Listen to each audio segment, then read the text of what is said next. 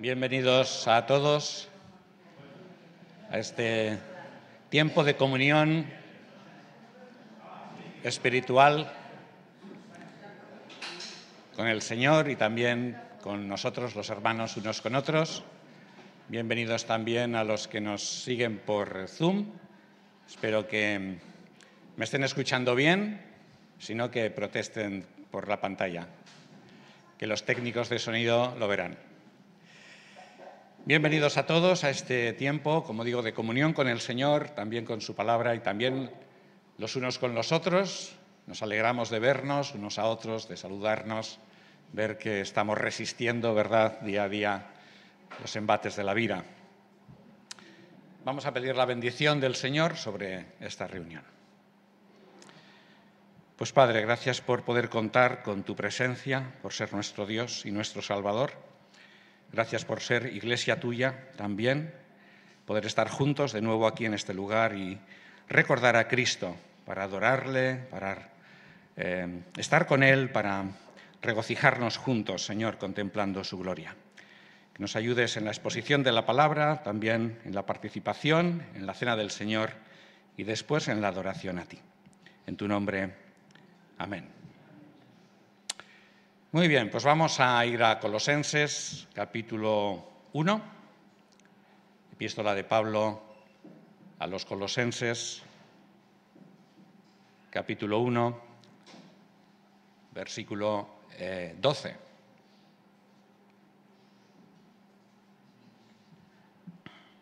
Colosenses 1, 12.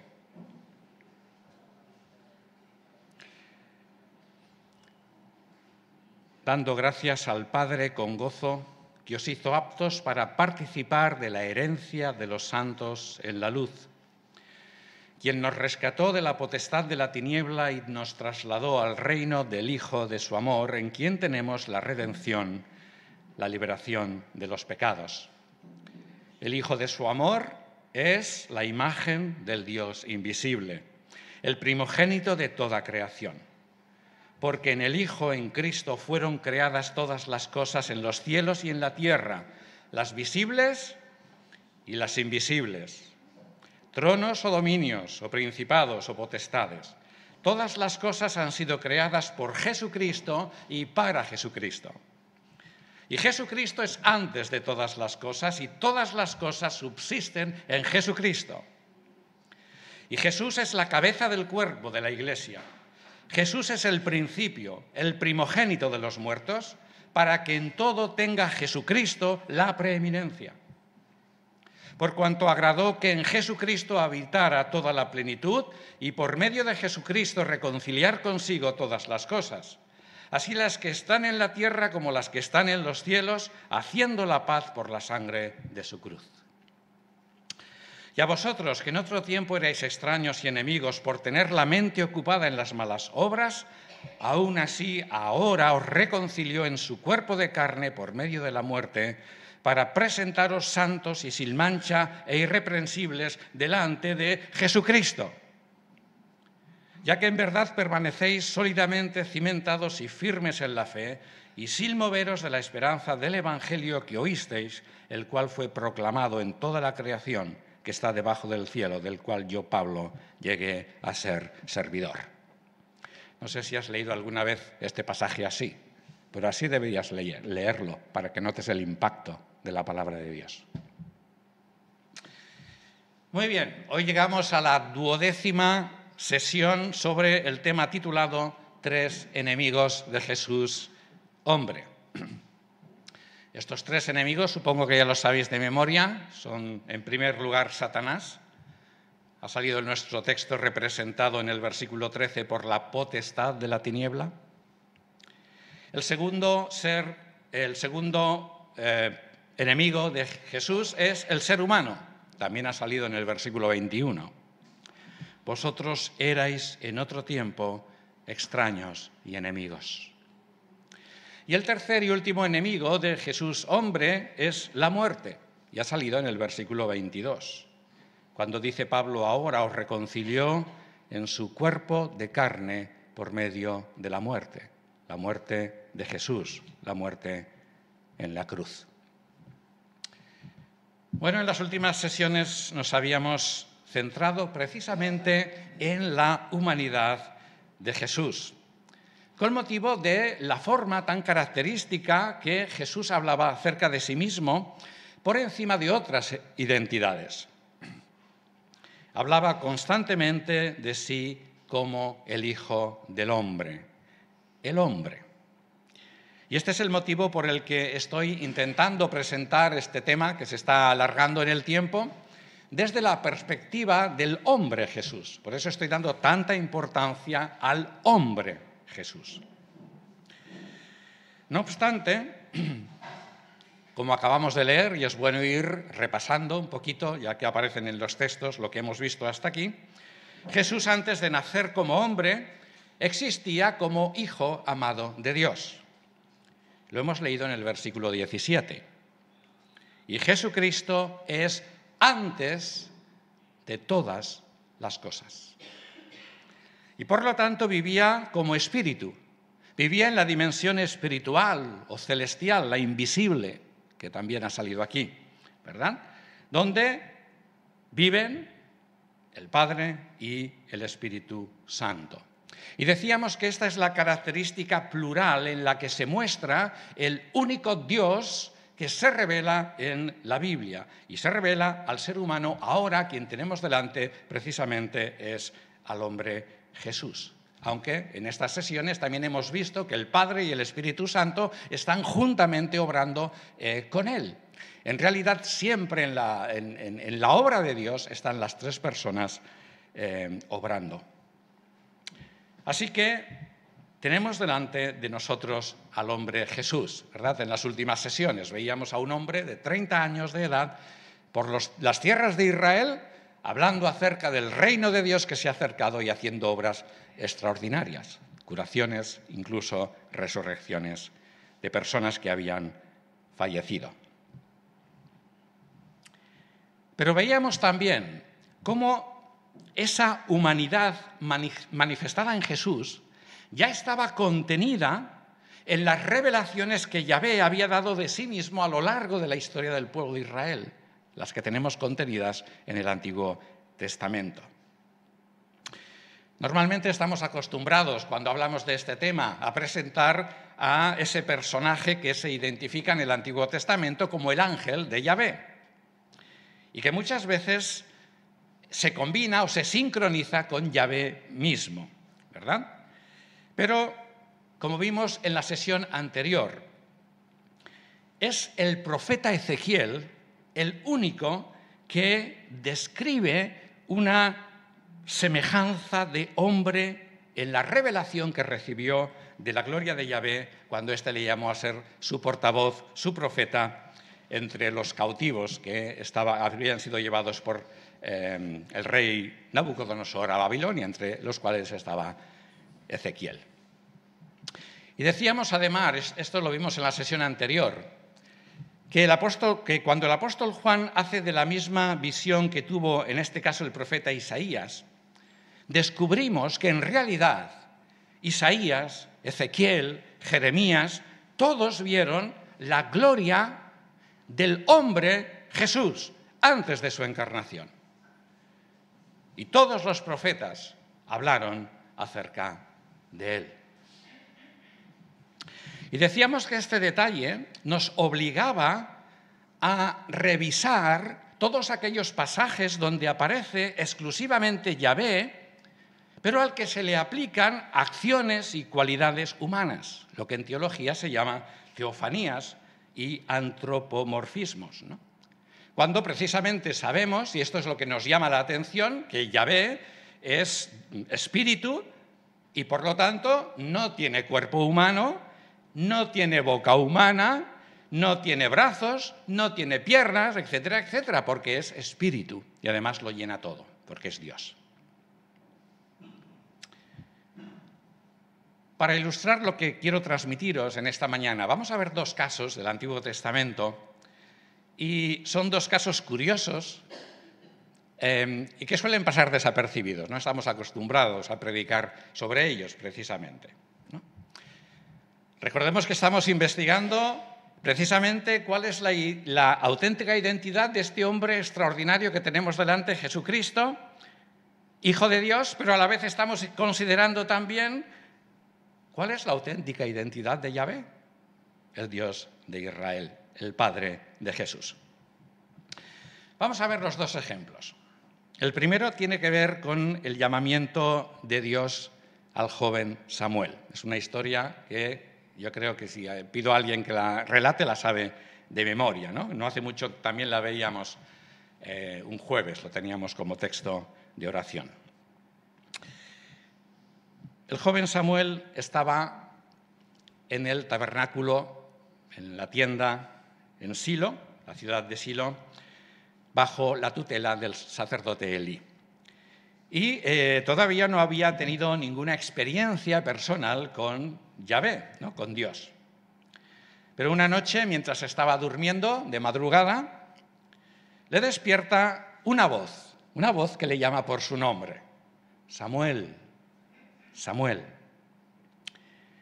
Y, claro, allí solo había dos personas durmiendo, Samuel y Elí. Así que él se levanta, no sea que necesite algo, y va a la cama donde estaba Elí para decirle, aquí estoy, ¿por qué me llamas? ¿O para qué me llamas? Y Elí se despierta y le dice sorprendido, yo no te he llamado, vete a la cama que estarás soñando, ¿no? Y esto sucedió, como recordaréis, 3 veces seguidas. Y por fin ya Elí dice, bueno, aquí está pasando algo, ¿no? Entiende que es Yahvé quien está intentando ponerse en contacto con Samuel. Y le dice, mira, si vuelve a pasar, no vengas aquí a despertarme, simplemente dirígete a esa voz o di simplemente, habla, Yahvé, que tu siervo oye. Samuel en ningún momento ve a nadie, solamente escucha una voz que le llama por nombre y le habla. Hasta aquí diríamos, bueno, todo es normal, ¿no? Es lo que esperaríamos de Dios. ¿O no? De Dios esperaríamos otra cosa. Una manifestación al estilo de la que recibió Ezequiel, por ejemplo, o Jeremías, o Isaías, o Daniel. ¿No le iba a llamar precisamente a ser su profeta, a Samuel? Que de repente el lugar empezase a temblar como un terremoto y una voz atronadora, la voz de Dios, dijese, Samuel, Samuel, despierta, soy Dios. Imagínate que Samuel hubiese vivido esta experiencia. Yo me hubiera quedado frito ahí ya de un infarto, ¿vale? Parece que el llamado fue muy tranquilo. Pero vamos a fijarnos en detenimiento cómo se describe el cuarto llamado de Dios a Samuel. Lo voy a leer en la Reina Valera del 60 por el impacto que tiene el texto bíblico en esa versión. Búscalo. Primer libro de Samuel, capítulo 3 y versículo 10.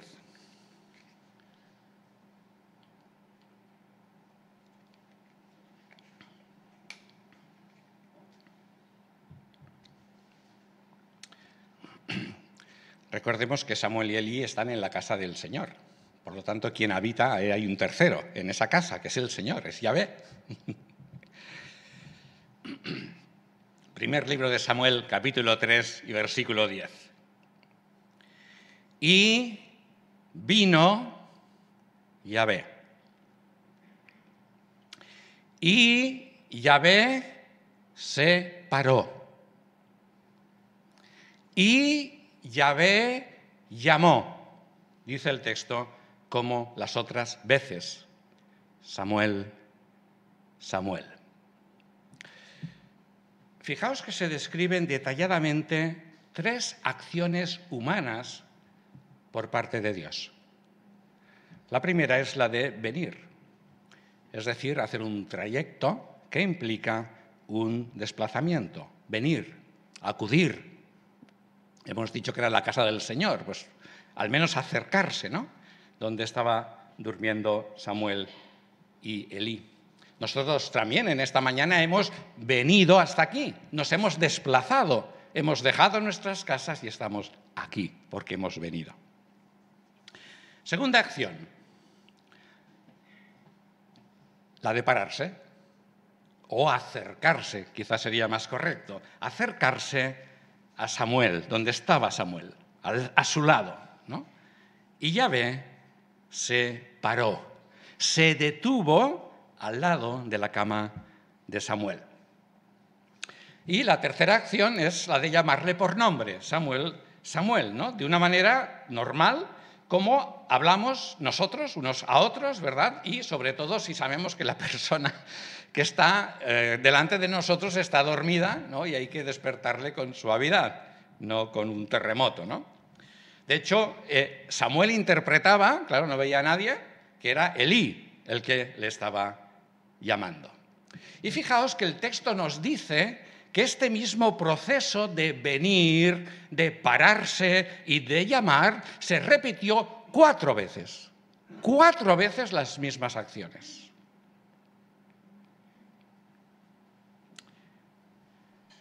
Si el texto bíblico hubiese dicho simplemente, entonces Yahvé, como las otras veces, llamó Samuel, Samuel, lo hubiésemos entendido perfectamente, igual. ¿Por qué?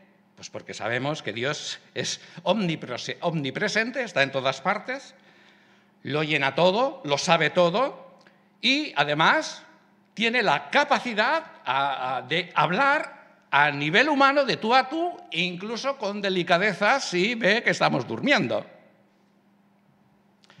¿Por qué tanto detalle en el relato? A eso voy. ¿Por qué? ¿Es simplemente un recurso literario para enriquecer la narración? ¿Es una antropopatía que atribuye a Dios acciones, pasiones o cualidades humanas para que le entendamos? ¿O realmente detrás de estas visiones están descritas acciones de la semejanza como la apariencia de un hombre, el hombre de fuego, como se describe en Ezequiel capítulo 1, versículo 26? ¿Qué te parece? No me lo digas, piénsalo. Vamos a ver el segundo relato. Si hay una acción que caracteriza al ser humano, es la de comer, ¿verdad? Seguro que más de uno aquí está pensando ya en la paella de luego o el pollo alas que tiene que comprar. Comer. Ya lo destacábamos en sesiones anteriores, ¿no? La comida y la bebida son necesarias, es algo imprescindible. Dedicamos al menos bastante tiempo, ¿no? 3 veces al día, más o menos, hay quien 4, a comer. Y decíamos que la comida y la bebida son necesarias para la subsistencia humana. Si no comemos y bebemos líquido, nuestro cuerpo se deteriora y morimos. Los ángeles no necesitan comer. ¿Y Dios? Dios menos, porque Él es autosuficiente. Es el que sustenta a todas las demás formas de vida, visibles e invisibles, como hemos leído en Colosenses capítulo 1 y versículo 17. Dios no necesita comer, solo faltaría. Vamos a ir al libro de Deuteronomio capítulo 4.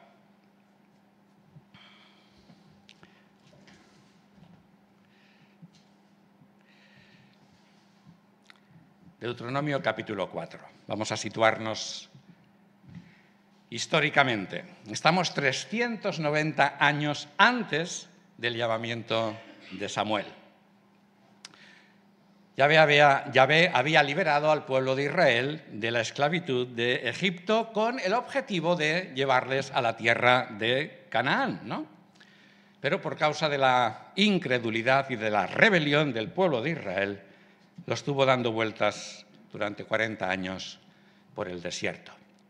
Pero ya pasan esos 40 años y llega el momento de hacer realidad ese proyecto de Dios y están ya a punto de pasar el río Jordán para entrar en la tierra de Canaán. Y en el libro de Deuteronomio tenemos descritas las últimas instrucciones de Moisés que da al pueblo antes de pasar el río Jordán. De hecho, Moisés no va a pasar, va a morir en el desierto.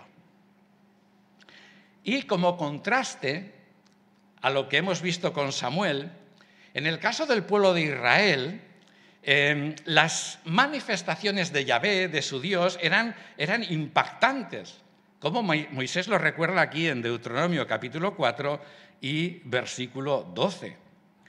Y Yahvé os habló en medio del fuego. El pueblo veía fuego, el monte ardía. Y vosotros oíais sonidos de palabras, pero no percibíais figura alguna, sino su voz. Capítulo 4, versículo 24. Porque Yahvé tu Dios es fuego consumidor. Él es celoso, un Dios celoso porque es único. No hay otros dioses aparte de Él. Dios se reveló al pueblo de Israel, especialmente a través del fuego, como lo hizo con Moisés, en la zarza que ardía y no se consumía. No podemos ver ejemplos concretos, pero hubo un momento en el que era tan impactante lo que el pueblo de Israel veía y oía, que pidieron a Moisés, le dijeron, mira, que no hable Dios con nosotros, mira, habla tú mejor, que seas tú el mediador, porque no soportamos, no podemos soportar la grandeza y el impacto de la revelación con la que Dios, porque Dios es Dios, se revelaba al pueblo de Israel. Sin embargo, Yahvé, que es el único ser que conoce el futuro, que no nos engañen los pretendidos adivinos que te leen el futuro y te dicen el futuro, todo es mentira, ¿no? El único que sabe el futuro es Dios. Sabía que pasaría algo terrible con el pueblo de Israel. Y es que la mayoría de gente menospreciaría la gloria de Dios y acabarían adorando dioses falsos de las naciones, dioses inventados por el hombre. Fíjate, por eso Dios es celoso de sí mismo, porque no hay otro Dios fuera de Él. Pero así somos de duros los seres humanos, que a pesar de las evidencias impactantes que Yahvé da de su existencia y de sus propósitos y de su bendición y de su realidad, para el ser humano busca adorar a dioses y imágenes falsas. Versículo 28, y este es el texto que os quiero mostrar, el segundo ejemplo que estamos viendo hoy. Dice, Yahvé os esparcirá entre los pueblos y seréis dejados pocos el número entre las naciones a las cuales os llevará Yahvé. Allí serviréis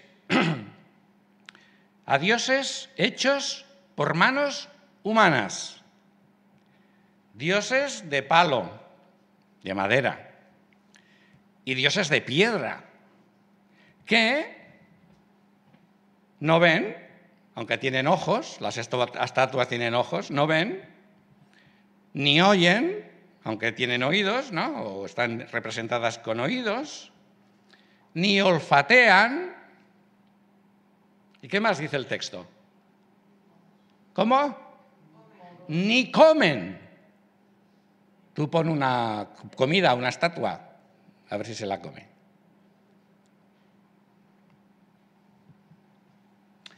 Lo interesante de este pasaje es que Yahvé, un ser espiritual ilimitado, se compara con los dioses falsos de las naciones representados por imágenes talladas, ¿verdad?, que tienen ojos pero no ven nada. ¿Yahvé tiene ojos? No.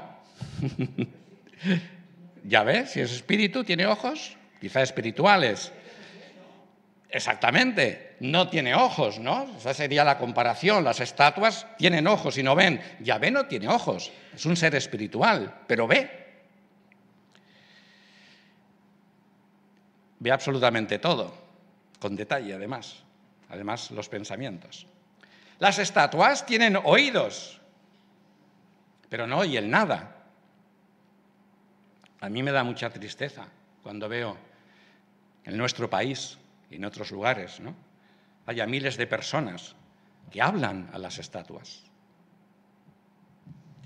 Yahvé, en cambio, no tiene oído físico, ¿no?, pero lo oye todo. Podemos hablarle a Él porque sí que oye lo que le decimos. Versículo 7. Pues ¿qué nación hay tan grande, referida a Israel, que tenga dioses tan cercanos así como lo está Yahvé nuestro Dios, siempre que nosotros le invoquemos, siempre que oremos a Él, escucha? Las estatuas tienen narices, pero no huelen el incienso o los perfumes que la gente les ofrece. Yahvé dice que sí, olfatea, huele. Huele, por ejemplo, el incienso que le ponían dentro de su casa, tanto en el tabernáculo como en el templo, ¿no?, el altar del incienso. También el olor de los sacrificios quemados en el otro altar, el altar del holocausto, dice la Escritura, olor grato a Yahvé, olor que apacigua a Yahvé. Pero he dejado por último la última acción sorprendente, o no me digas que sorprendente. A ver, la menciona Dios mismo. Las estatuas tienen boca, pero no comen. Ya lo he dicho antes, si tú pones ahí una comida delante de una estatua, se pudrirá, ¿no? Y la comparación nos lleva a la conclusión que dice Yahvé mismo de que Él sí que come. ¿Cómo es posible? ¿Yahvé come? Si no necesita comer, si es, como hemos dicho antes, el que sustenta todas las cosas, ¿no?, todas las cosas creadas. ¿Cuándo come Dios? Lo dije un día en broma, pero a ver si es verdad que en el cielo hay tocinillo del cielo, el cabello de ángel y el pan del cielo, que es el maná. ¿Cómo es posible que Dios diga esto de sí mismo? Recordaréis que también en el recinto del lugar santo se introducía comida, los 12 panes de la proposición o de la presencia, ¿no?, que representaba a cada una de las tribus de Israel, a las 12 tribus de Israel.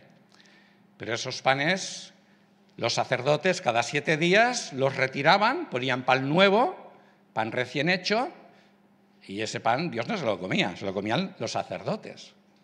Y lo mismo pasaba con los sacrificios, ¿no?, que se ofrecían. Una parte de la carne precisamente servía de sustento a los servidores del templo. Dios mismo había establecido que esto se hiciese así. Por lo tanto, estos productos que se ofrecían a Dios, Dios no se los comía, ¿no?, porque Dios no necesita comer. Pero claro, Yahvé mismo está diciendo aquí que sí come. ¿Cómo resolvemos este enigma? ¿Sabes quién vio comer a Yahvé? A ver, ¿quién lo recuerda? Abraham, exactamente. Vamos a verlo, 600 años antes de Deuteronomio. No podemos ver toda la historia, espero que la recordéis. Génesis capítulo 18. El protagonista de este pasaje es Yahvé. Yahvé con Abraham. Dice el versículo 1 Génesis, no sé qué he dicho antes. Génesis capítulo 18, a lo mejor lo he dicho mal. Génesis capítulo 18, versículo 1. Dice el texto que después Yahvé se le apareció a Abraham en el encinar de Mamre, estando él sentado a la puerta de su tienda al mediodía. Mediodía. Suponemos que hacía mucho calor. Abraham estaba ya medio durmiendo. Y de repente ve, no muy lejos, a 3 hombres, 3 varones ahí parados delante. ¿Qué pasa? ¿Qué pasa? Nadie me ha avisado. ¿Qué pasa? A ver, ¿no? Y antes era normal, cuando veías a un peregrino, a un pasante, pues hospedarle y atenderle. Era obligado en aquellos tiempos, ¿no? No traen camellos, ¿no? Vienen solos. No viene nadie más. 3 hombres. Así que Abraham va corriendo. Es muy interesante, es muy divertida esta escena, a mí me encanta. Corriendo, les recibe. Él ve a 3 hombres, pero uno es Yahvé y otros son 2 ángeles. ¿Vale? Y entonces les prepara comida. Versículo 7. Enseguida, corriendo hacia la vacada, Abraham tomó un becerro tierno y bueno y se lo dio al mozo, a quien se apresuró a aderezarlo.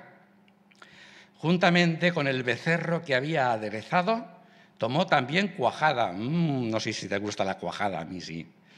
Y leche, qué cuajada aquella, ¿eh? Sin aditivos, sin pesticidas, sin... Y lo presentó delante de ellos, de estos 3 varones misteriosos que se le habían aparecido. Y mientras Abraham se mantenía de pie junto a ellos debajo del árbol, ellos... ¿Qué dice el texto? ¿Qué dice el texto? ¿Qué hacían ellos? Comían. Gracias, menos mal que está mi hermana, ¿eh? Me está sacando aquí de los apuros. Comían. Ahora imagínate la escena, ¿eh? Abraham no está comiendo, Abraham está viendo, está con unos ojos así, ¿eh? Lo que está comiendo Yahvé. ¿Has visto el menú? Becerro asadito, bien asadito, cuajada y leche para beber. Lo está comiendo y bebiendo Yahvé, porque es uno de los 3.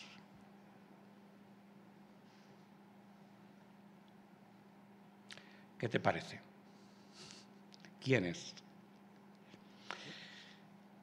¿Quieres ver a Yahvé viendo, oyendo, oliendo y comiendo? Lucas capítulo 22, versículo 14.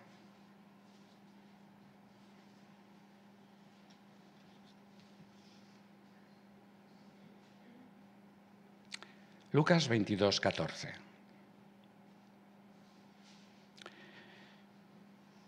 Cuando llegó la hora, Jesús se reclinó y los apóstoles con él, y les dijo: cuán intensamente he deseado comer esta Pascua con vosotros antes que yo padezca.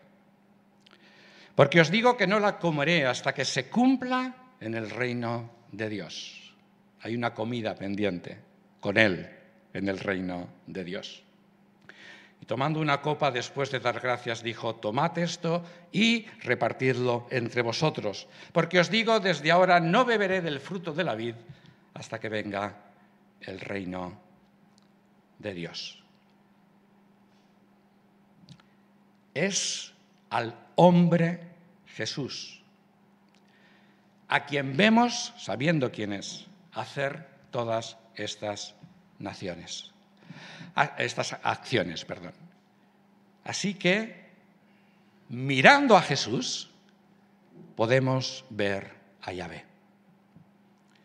Y en esta mañana, y ahora acabo, como Iglesia de Jesucristo, estamos de nuevo alrededor de una mesa, con comida.